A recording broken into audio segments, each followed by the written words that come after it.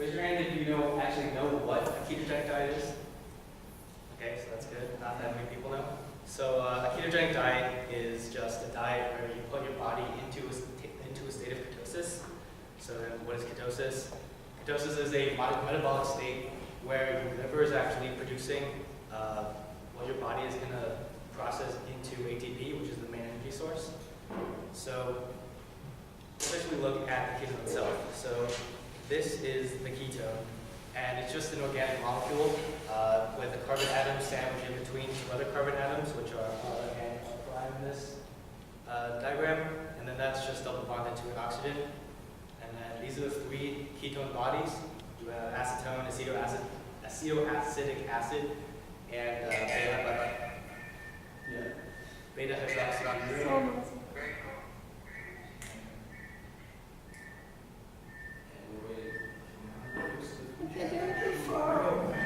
Why are you in the hangout? I'll make sure it's working. It's working. Yeah, it's working. Okay.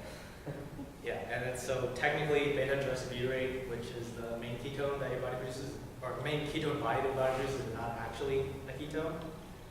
And so why would our bodies actually make these?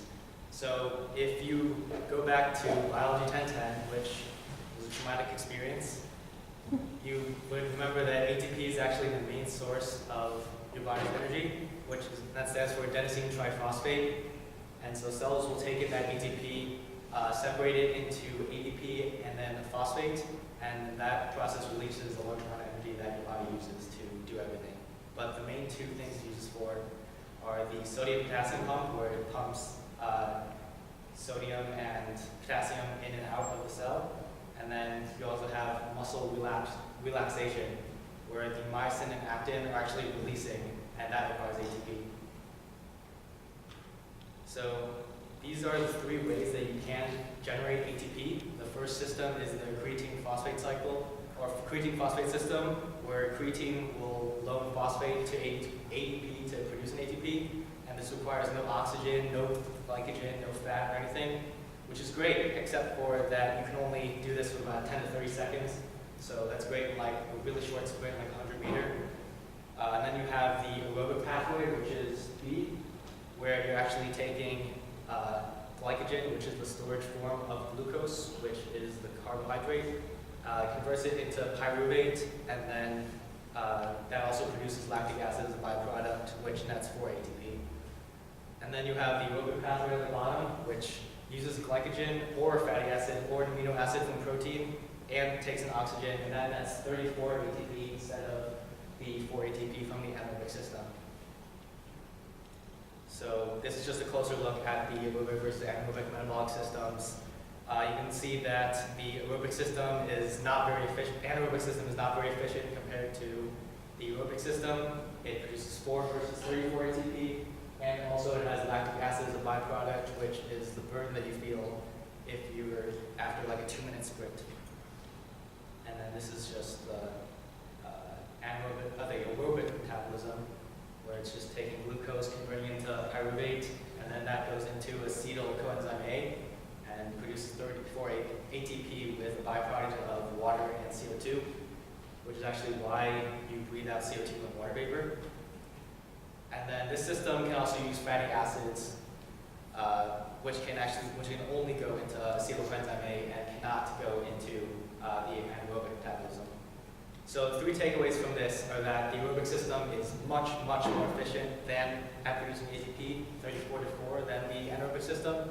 And glycogen can only be used for the anaerobic system, but both fatty acids and glycogen can be used for the aerobic system. So just to glaze over this quickly, this is just showing exactly how glycogen is converted into pyruvate through the system on the left. And then that's shuttled into the mitochondria, converted to acetyl coenzyme A, and then that goes into the Krebs cycle, which produces the reducing agents for the electron transport chain, which is the actual process that ATP is generated. So where do ketones actually come into this? Whenever there's a shortage of acetyl coenzyme A, the liver will make beta hydroxybutyrate, which is the first ketone body that I mentioned. And that creates it from either fats or proteins. Obviously, you want to get it from fat, not from protein. You don't want to be breaking down your muscle. And then, so this is showing the Krebs cycle again, but actually showing where beta-hydroxybutyrate is coming into the picture of the Krebs cycle. And it makes evolutionary sense that we can do this. Routinely, humans went days or weeks without food, and we still had to function. We still had to be able to run after an animal, be able to hunt it, or just gather generally. And if we only had glucose, we would die within days. And even after that, if we could use protein for our muscles, we would very quickly deplete our entire muscular base, again, within just a couple of days. So that's like the week max. So we have to be able to use fat, and then this is the system by which we have evolved to do that. So then, why would you want to actually be in this state of ketosis? So probably the first major benefit is that you can lose weight pretty much without any effort. When you're ingesting carbs, that's just raising your blood sugar, aka your glucose, and then that's driving insulin production, which drives fat storage. And then after just a few hours, your glucose is going to fall again, and then your energy is going to fall with it. And so that means that you can't actually access the energy that's stored in your fat because your body isn't used to burning it as fuel. It's used to burning the glucose that's directly in it via the insulin.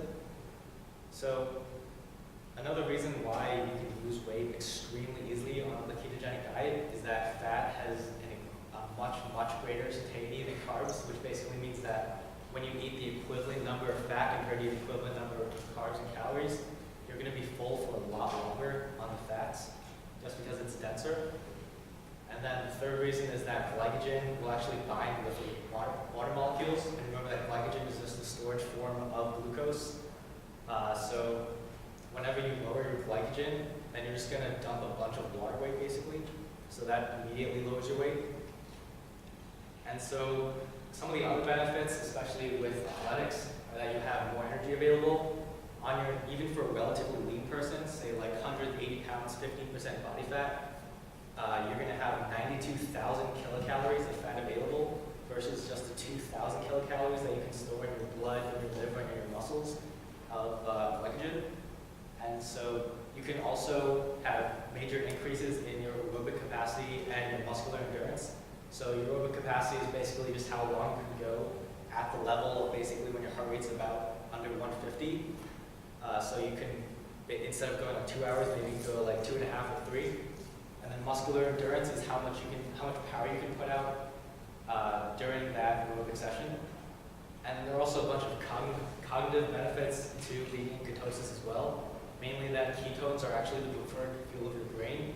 Your brain is only 2% of your body weight, but uses up to 30% of your calories. And so your brain will prefer ketones, then glycogen, and then it'll burn protein directly. So another benefit of that is that throughout the entire day, you're never going to have any spikes of energy or any crashes. You're pretty much just going to be at that like perfect level of performance the entire day, since you never go through the insulin, carb, glucose, fat storage cycle. It's just going to be entirely consistent the entire day, since you're going to be burning the same fuel source the entire time. So there's also a couple of neuroprotective effects. A couple of the main ones are that there are large increases in gamma aminobutyric acid, which is GABA, which is the main inhibitory neurotransmitter in the brain. So that is essentially just going to prevent any prohibitory neurotransmitters from building up in your brain and doing any damage. And that's what a lot of diseases are theorized to work on your brain through that action. So this is the scientific backing behind all of that. I don't really want to go into it that much, although I could if you want to.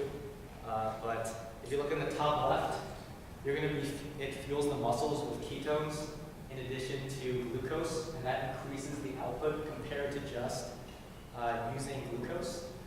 And then it also decreases the oxygen consumption and increases the efficiency compared to just glucose also.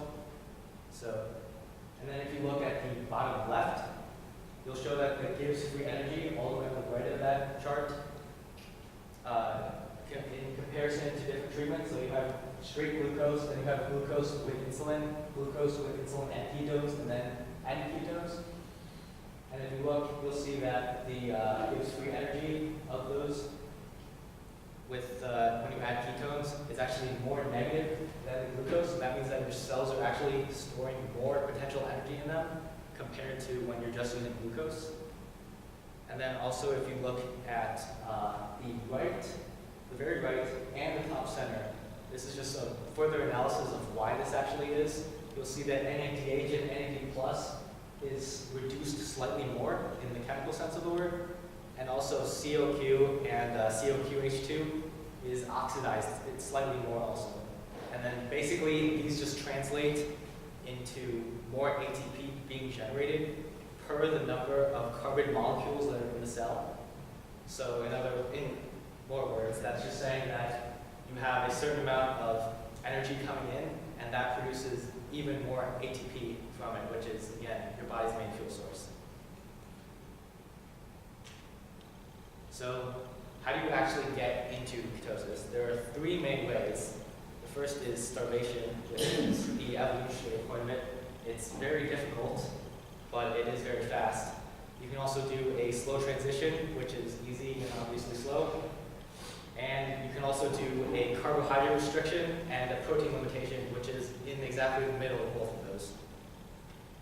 So with starvation, you can only have water, vitamins, and minerals for 72 hours, and it is terrible. It's just like sucks you with all energy. You can barely move for the first couple of days, but it does get you to ketosis as fast as possible. But again, I don't recommend it at all. It's very terrible. And then on the other end of the scale, you have the slow transition, which is you take these in like 1 to 2 week intervals, where you first start with eliminating all sugar, which you should for a healthy diet anyway. And then you would swap simple carbohydrates like sugars or wheats for more complex ones, like quinoa, wild rices, or whole grains. And then in either the 6th or 3rd week, depending on how long you're going to take this out for, then you just start limiting your entire fruit intake to just 1 a day. In addition, you just don't eat any dried fruit because those generally contain increased amounts of sugar. And then also you don't have any fruit juice. Just checking for my estimations, how much is 20 grams of carbohydrate? 1 serving, so that's like 1.5 loaves of bread, or 1.5 slices of bread. Okay. So like less than a sandwich. Yeah, basically, or just like 1 sandwich would be fine. Yeah, so then that would be the last step, would be just reducing your net carbohydrate intake. And I thought I put in the slide, but net carbohydrate intake is the total carbohydrate intake minus the fiber that you intake. So the fiber technically does count as a carb, but it just passes through your system without being absorbed. So that's like a lot of vegetables, some fruits have a lot of fiber, and you can eat as much of those as you want. And just maybe follow, as long as you follow these rules also. And you just have to limit the net carbohydrate intake, which is like your sugars, grains, pastas, everything else, to 20 grams a day. And then at each step, you're going to replace the calories that you eliminate with healthy fats. So that's going to be your monounsaturated fat. It's going to be your monounsaturated fats, your saturated fats, and then you have to avoid polyunsaturated fats. So just like give examples. You want to eat eggs, avocados, olive oil, butter, and you want to avoid things like palm oil or flaxseed oil, soybean oil, vegetable oils. Basically, anything that big restaurants use to fry things in, you want to avoid. But avocado is very good, eggs very good, bacon good, most meats good. So this is the third option, which is probably the most recommended. This is actually where you just straight up start to, you don't start with sugars and then fruits and then go to total restriction. This, you just immediately start to restrict your net carbs, and then you limit your protein to normal amounts, and then the rest of your calories will again come from healthy fats. So this is what I actually prefer to use. It's a It generally takes about 2 weeks to do, and then you start directly at 20 grams of net carbs. After 2 weeks, you can just experiment with adding, subtracting 5 to 10 grams of carbs to see what it does to your ketone levels. So you can actually measure your ketone levels through either a breath meter, which is pretty expensive. It's like $150, but you can use it however many times you want. And then there's sticks where you just like prick your finger and it'll directly be able to tell how many ketones are. But that's about $2 a test for the strips and $20. But I mean, for just 2 weeks or 2 to 4 weeks of your adaptation period, it's definitely worth it to have exact information of what you're eating and what your exact ketone levels are. And so for protein, you just want to limit that to 1 gram of protein per kilogram of your ideal body weight. So this is far below what most strength training programs will actually have you do. So it's very, very recommended that you don't do any like heavy bodybuilding or lifting during your keto adaptation period. I don't know if that would be an issue for anyone here. And then obviously you eat the rest in healthy fat, saturated, monounsaturated, which does go against the conventional wisdom that you don't want saturated and monounsaturated fats. Most people will tell you that you want your omega-3s and omega-6s in your polyunsaturated forms, but you actually only need about a tablespoon of each of those a day. And if you're going to be eating 200 grams of fat, that's far above 1 tablespoon of each. And so you have to fill that with the other types of fats, which are much better for you. And so again, counting calories generally unnecessary. You just eat until you're full and just keep track of how much protein you're eating, and you just avoid carbs altogether. But I mean, if you just want to have as much data as possible, like me, you should count your calories. It's just interesting. So a couple more things, specifics about adaptation periods. You're going to quickly lose water weight in the first couple of days. When I first did this to cut weight for cycling, I lost about like 10 pounds of water weight in the first like 3 days. And it's absolutely ridiculous to see that kind of loss on the scale. That basically just flushes out a ton of the water as your glycogen decreases dramatically. But the problem with that is that it also flushes out a ton of electrolytes, mainly sodium, magnesium, and potassium. So that will basically just cause the keto flu or the Atkins flu, where you basically feel really shitty for the first like 3 to 4 days. You have like major brain fog and you're tired, but that's pretty easily avoided if you're smart about it, where you drink like twice the amount of water that you usually do, and you make sure to get your actual electrolytes. Like you take a 250 milligram magnesium at night, and then you just take in addition to the normal amounts of potassium and sodium per day, you just take an additional 2 grams of sodium and 1 gram of potassium. So beef and bone broths are basically perfect for this.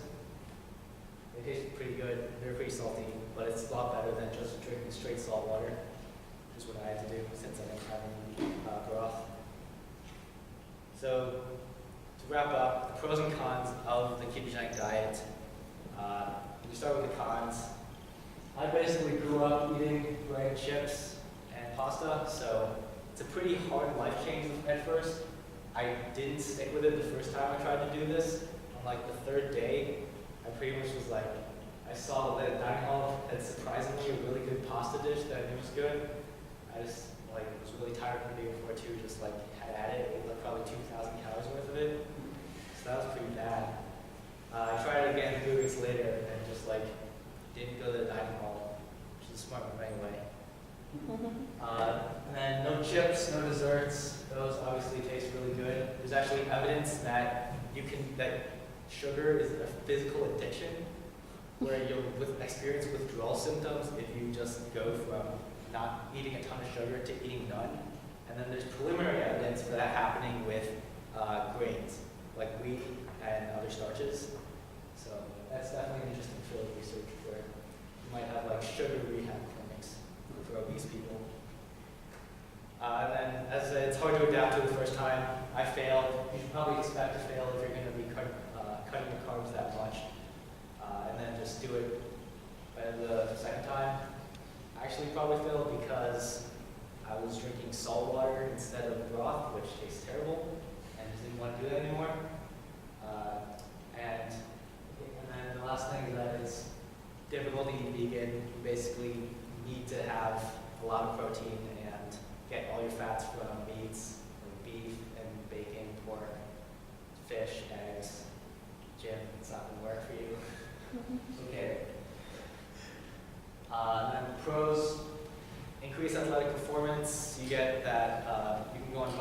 longer, you can swim longer, you can basically do pretty much anything for longer. It's not like a huge gain, it's probably about 5 to 6%, but when you're competing, that's a huge thing. And especially how you can take advantage of the 92,000 calories that are on you. You don't have to constantly have like your bars on the back of you. I know that was a huge thing with swimming. When I was doing competitive swimming for long distances, the hardest part was actually like you'd have to stop to throw up in the water just because your body physically cannot absorb that many nutrients because the carb density in those bars is so low. So with this, you just don't have to worry about that at all. You can basically just not even eat before your events and rely entirely on your body fat to get you through. Obviously, you might want something like a slow release carb beforehand if you're going to be doing anaerobic efforts, but for the most part, you can rely on your body fat. And then the second main thing, especially for us, would be your improved cognitive function.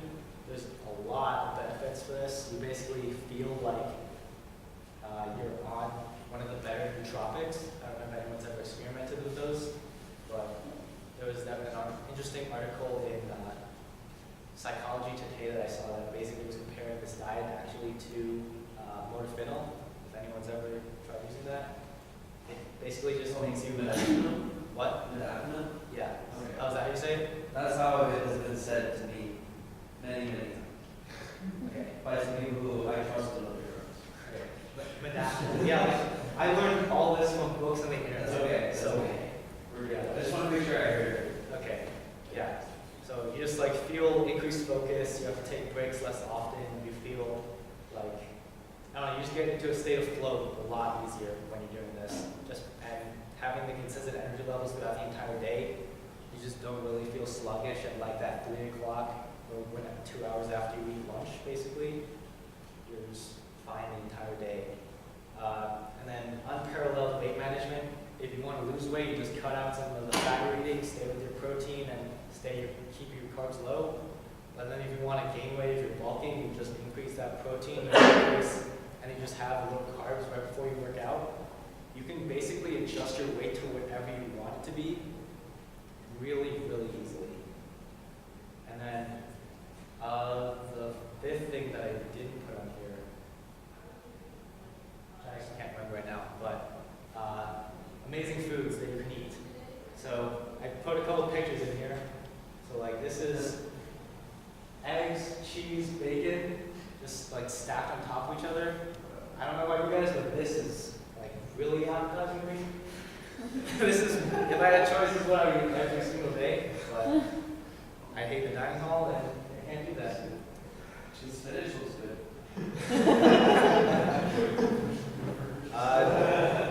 And then for the snacks, this is just, it's cold in the middle with guacamole, and then that's encased in cream cheese mixed with a bunch of herbs. And then over that you have bacon. And so this is like a pretty typical keto snack, where, I mean, you probably shouldn't even need to be snacking throughout the day, but when you have snacks like these, it's pretty hard to resist. Something else I put in here was bulletproof coffee, and I'm pretty sure most of you heard of it, but have you guys ever tried it? Yeah. Bulletproof coffee, it's basically where you add coconut oil and butter into your morning coffee. Yes. So it's taking advantage of the fact that even if you're not on the ketogenic diet, you're probably going to be in a state of ketosis when you wake up just because you haven't eaten in 12 hours or so. So you're going to have like some ketone bodies in your blood. And if you add those MCT oils, the MCT oil will convert very easily into ketones, raising your ketone blood level even more. And like I said before, Dave Asprey, who's like the bulletproof person, he's mainly a scam artist, but I mean, he got the coffee right, where the MCT oil will increase the ketone bodies in your blood, and you get a lot of the benefits, the cognitive benefits at least, from having that in your system, even if you're not like super strict about limiting your carbs. And then the last thing, this is a typical burger that you would eat if you're on a keto diet. So it's an inside-out burger since you can't actually have bread. So you just use the burgers as bread, and you put bacon, onions, cheese, whatever inside of it. So like these foods, you can pretty much eat like you think that this would be unhealthy and that you can't eat this every day, and that's just because the standard American diet, which is low fat and high carb, will tell you that this is terrible for you. And that's actually the standard American diet is actually based on the government receiving lots of lobbying from corn and wheat subsidies companies, like who want those subsidies, so the government will give them money. So I just think it's interesting that even the USDA food pyramid is not out of the reach of the lobbyists. So, yeah, turns out you actually can eat endless amounts of fat and endless amounts of bacon, cheese, and burgers and still be healthy. So if you want to learn more about this, these are a bunch of books that are really good. Good Calories, Bad Calories is like 800 pages long and is everything you ever need to know about nutrition. That's not keto specific, but that's very highly recommended. Why We Get Fat is by the same guy. It's it's a much more accessible version of Good Calories, Bad Calories. It's basically just focused on why we store fat, and then the first two are specifically for low carb living, and then the next two are specifically for being an athlete, an endurance athlete on them. I guess the next three are. Yeah, Primal Endurance just came out, and that's one of the best training books I've ever read. So, questions? Jim? Does this make you smelly? Why would it make you smelly? Because when you eat like a lot of like greasy meats, you can get real smelly. It's actually very true. Yeah, no, you can totally get really smelly if you eat a lot of protein in your diet. My roommate used to drink protein shakes.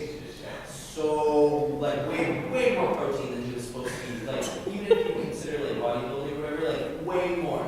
And like he thought he was like so cool for it. And like the man smelled. Oh yeah. So like if your liver will actually, if you have too much protein, then your liver can process. It'll just change that through a process of glyconeogenesis. It'll change that into glucose and just put that into your bloodstream.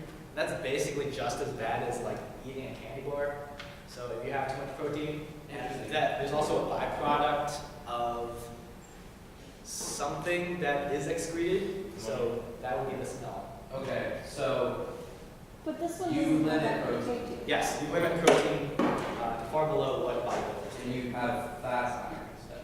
What? And you keep fats higher instead. Yes, like your macros, if you looked at, have you ever seen like those pie charts of like what you want to be at? It would basically be 70% of your calorie intake is going to be fat, 25 is protein, and then 5% is going to be carbs. Okay. So yeah, you're not like being smelly. Okay. Adam? Yeah, so if you like, for me personally, I have like a ton of vegetables and like protein, and I try to avoid like simple carbs and stuff.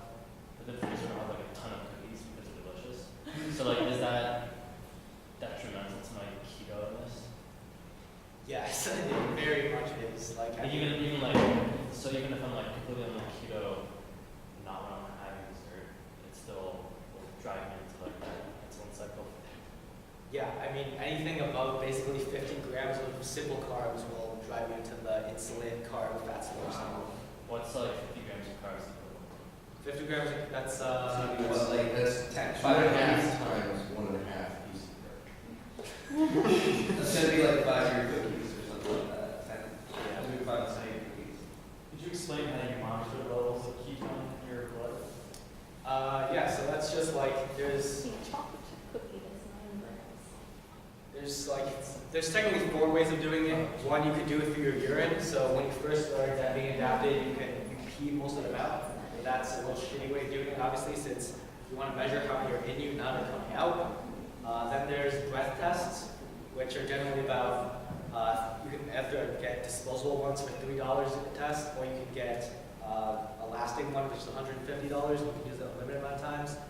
You can also measure via just a straight blood test, and that's just like using the same glucose monitoring systems that diabetics will use, except you just use a different test strip. That's about $150 to $2 per test, plus $20 to $25 for the unit itself. And then you can also get a continuous glucose monitoring system installed, which is about $900. But it's really cool because it like draws blood from you all the time, and it syncs up with your phone.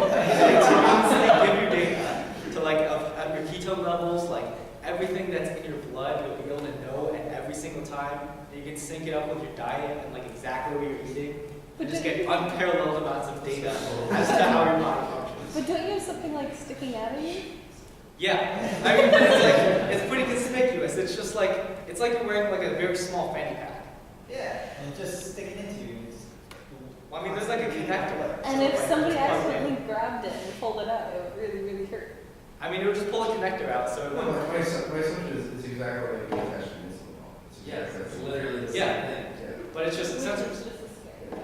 except I'm supposed to enjoy it. I mean, it's not like it's enjoyable. I've never had this done, but I can imagine that it's not very enjoyable to just have something stuck in you. But at the same time, the nerves will probably die around there eventually. So you won't feel it, and you'll just have the data. So what is the name of health? Yes. What's the name of data? Why don't they come up with devices that are fully implanted? Oh, they have them, but you have to surgically implant them, so they're even more expensive. They have, like, if you're diabetic, type 1 diabetes, you'll have that. But, I mean, for people who are trying to do ketogenic diets, I can imagine, because ketosis is originally used to treat epilepsy in children specifically. So, because epileptic seizures are usually, in people who have them, originate from having too much glucose. So, if we just take that down all the way, it should limit it severely. And for people like that who are struggling with that, they need to keep them down or else they're going to seize. I guess they might have it, I don't know. But So where do you get all your healthy fats from? Like, you know, like, yeah, avocados, olive oil, like, do you like chug olive oil and have like 5 avocados a day? Like, how does that I mean, so like in the morning, I'll usually have 2 or 3 tablespoons of coconut oil in my green tea. And then usually for a snack, maybe like some almonds, which are pretty high in fat. So the oil and tea is your breakfast? Yeah, And like it feels good, like you feel good. yes. That's so much fat. Yeah, it's like 360 calories of fat. Yeah. And that's just, Considering it's food. I mean, and like Soylent, it's like 111 to everything. Ideally, like people have made their own Soylents, which actually has these keto macros built into them, which I'm going to try soon. I just don't have money for that. But it's really cool. So you can just like basically never have to eat and you stay keto guaranteed. That'll be awesome. Yeah. But what was the original question? It's literally, it's really good. What do you eat? Oh, It's right. regular than but like I should take like a shot of olive oil and that's like that. Yeah, so I mean, for lunch I'll generally have a salad, and I'll bring an avocado from my room and put that on the salad. Olives are also high in fats, and then the main thing that you just have to avoid like tomatoes or other high like carb salad dressings that have a lot of sugar in them. Avoid like beans and other things that have a lot of carbs. What? It sounds like you're eating lettuce, not salad. Well, you're eating, okay, so you can put like eggs, cheese, tuna, mushrooms, onions, tomatoes, you put lettuce, spinach, or kale, and then you just like put extra olive oil on it, and that's basically what So you like do. olive oil and vinegar dressing? Yeah, or just olive oil, usually. A lot of people tell me that alcohol makes you fat. Does it pull you out of the ketose state? Like, I don't know why it makes you fat. So, beers definitely do. Like, if I'm having like green alcohol. If you're having just like straight vodka or like straight soju or sake, that's fine up to two servings of alcohol. After that, you actually do start raising your insulin levels, and some of that goes into fat storage. So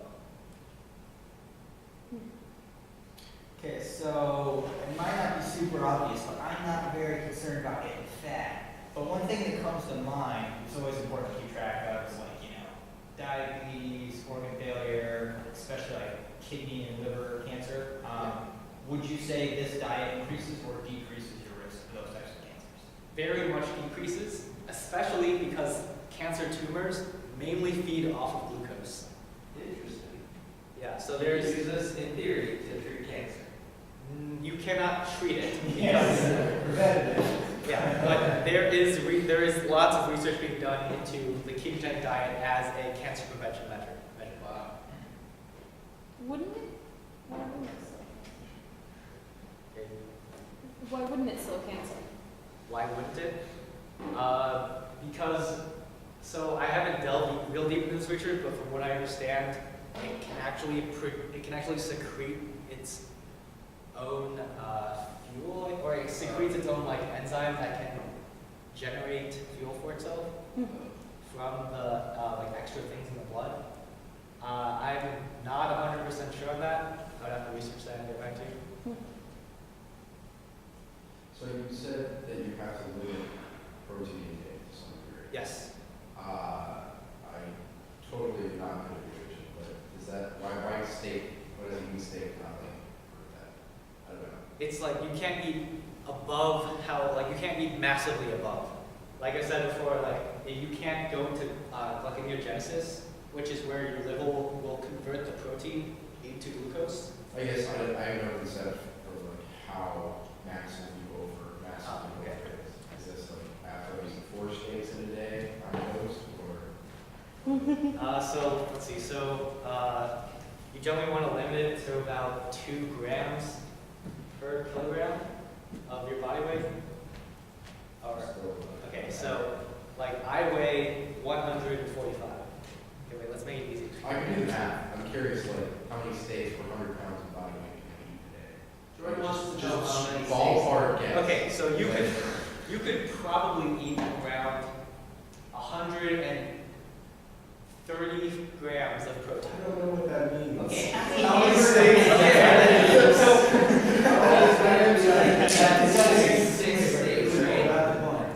Like 6 steaks? Wait, No, There not is 6 steaks. 55 grams of protein in a 200-gram steak. how many It's ounces? like it's one. That's half a gram. That's half a pound. Half a pound. You can eat a pound of. You can eat 16-ounce steak. There's 69 grams in a ribeye. That's a 12-ounce ribeye, though, isn't it? So, alright. It's the 121-gram ribeye. Roughly 2. Roughly 2. You can eat one 16-ounce steak Normal size. and be fine. I mean, that's not enough meat. 3 FDA servings. Alright, okay, so An basically, FDA serving is 4 ounces, so that's 4 FDA servings of meat in a day. But the FDA's like 11 too, so. Yeah. Like 4 pounders, so not really very How many strips of bacon? Okay, so. that's good, because we all know what a bacon is. Okay, so. Oh, fuck, because bacon is thin cut, and like. One slice has 3 grams. So, and I can have how many grams now? Let's do that. You can have 50 strips of bacon. Yes. But Thank you. microwave. I got a number. But how is that better for you than a 16-ounce steak? I'm not saying it's better, but I know exactly what 50 strips of bacon looks like. I do not know if it's just. I know what a 16-ounce steak looks like much more than 50 strips of bacon. No, I just say, yeah, no. Okay. I'm just, alright, great. Thank you. So what about the patties from the dining hall? Like, can I have like 4 of those for lunch? Yeah, so those are about 3 ounces approximately, and those have about a 73-27 split of protein to fats. So that's going to be about 1.7 ounces per each one. Ounces to grams.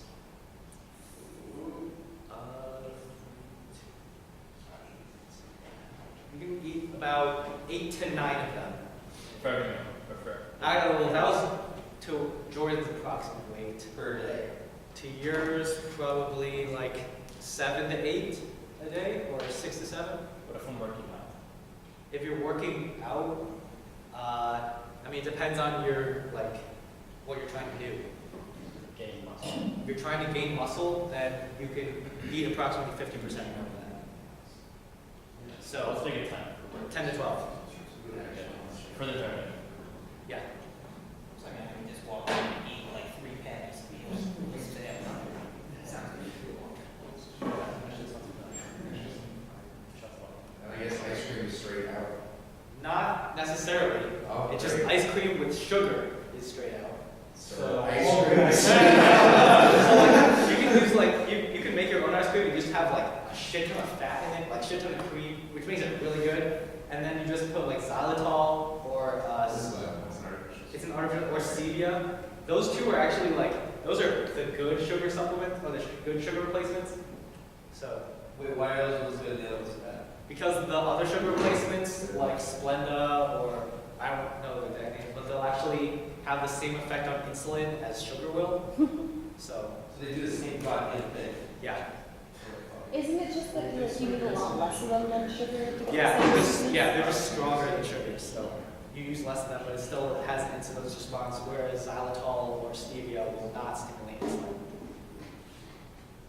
So I basically do this for my day-to-day diet. There were a couple of foods that just like changed me, that like I had and they became staples. Like, is there anything in your diet that like you would say, yeah, if you're trying to go keto, like these couple of foods or Yeah. the way that you can transition? Bacon, guacamole, olive oil based salad dressing, probably pork rinds.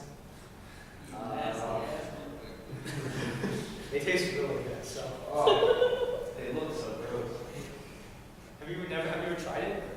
I want to say I had one when I was young. Yeah, and just like sardines. No. Do you drink enough olive oil that you can tell between the different types? I mean, not like between like all the five like ranges of them. No, but like between they say like a lot of olive oil that comes out right now is pretty fake and blended with other oils. Oh, Like, yeah. can you tell between that and like real olive oil? Yeah, you can definitely tell. Like, if not from the taste, but from like how it affects your body. Because like if you basically like your body just won't like if you drink too much of olive oil that just doesn't have. Well, I shouldn't say drink because you're not gonna just like chug it. But if you have too much olive oil which has too many polyunsaturated fats in it, then you're just gonna like feel really shitty in your stomach. Like might get upset from it. So you can and it tastes significantly different. Do you think the olive oil anols are like the sugar? They don't even have olive oil. They use canola oil. I'm having so much now.